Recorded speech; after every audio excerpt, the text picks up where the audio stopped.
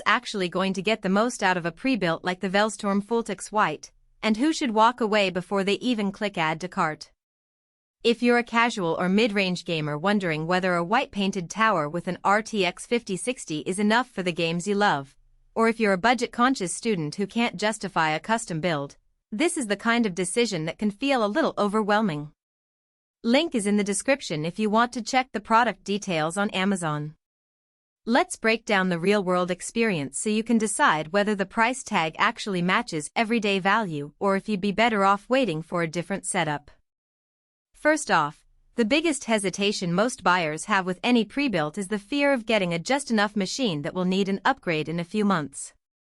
The Fultix ships with an AMD Ryzen 5 5500 and an NVIDIA RTX 5060, which, on paper, sit squarely in the sweet spot for 1080p gaming at high settings and can even push 1440p on titles that aren't overly demanding.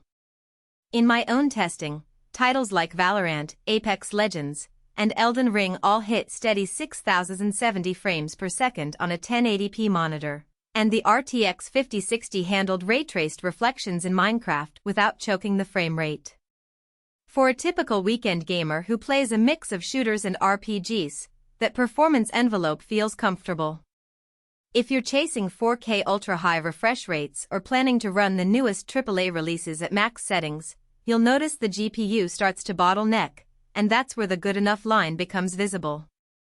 The design choice white chassis with subtle RGB fans appears more like a style statement than a performance factor, but it matters for people who care about their desk aesthetic. The case is compact enough to fit on a small desk yet still leaves room for a decent cable run, which is something you rarely get with cheaper white cases that are more about show than function. The RGB fans are programmable through the included software, but you quickly learn they're more about mood lighting than aggressive cooling. In practice, the fans keep the system at around 45°C under load, which is respectable for this class of hardware.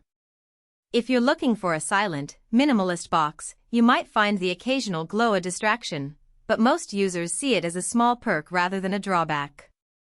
Now, let's talk storage. A 512GB PCIe NVMe SSD sounds fast, and it definitely is. Boot times are sub 10 seconds and large games load in a flash. The downside is capacity. Modern game libraries can eat up 200GB per title, and with a few AAA releases plus some indie gems, you could be squeezing the SSD in just a few months. The good news is the motherboard includes an extra M.2 slot, so you can add a second SSD down the line without opening a whole new case. If you're comfortable managing external drives or cloud saves, the initial storage might not feel restrictive, but for anyone who wants a massive local library right out of the box, you'll need to budget for an upgrade. Connectivity is another practical angle. The Fultix comes with Wi-Fi 5, Bluetooth 4.2, a gigabit Ethernet port, and HDMI 2.0. While Wi-Fi 5 is still functional for most homes, it falls behind newer Wi-Fi 6 routers that promise lower latency and better handling of multiple devices. If your internet setup is already on the latest standard, you'll notice the difference when streaming gameplay or downloading large patches. On the plus side, the inclusion of a full RJ45 port means you can always fall back to a wired connection for the most stable online experience, a feature that many budget pre-built competitors skip. So, who should buy this machine? If you're a student or young professional who wants a ready-to-play system that looks good on a shared living room shelf, the Velztorm Fultix checks a lot of boxes. It arrives with Windows 11 Home pre-installed, meaning no driver hunts or BIOS flashes. You can plug in a monitor, grab a mouse, and you're ready to launch. The 16GB of DDR4 RAM is sufficient for multitasking, streaming, and modern games without hitting a bottleneck.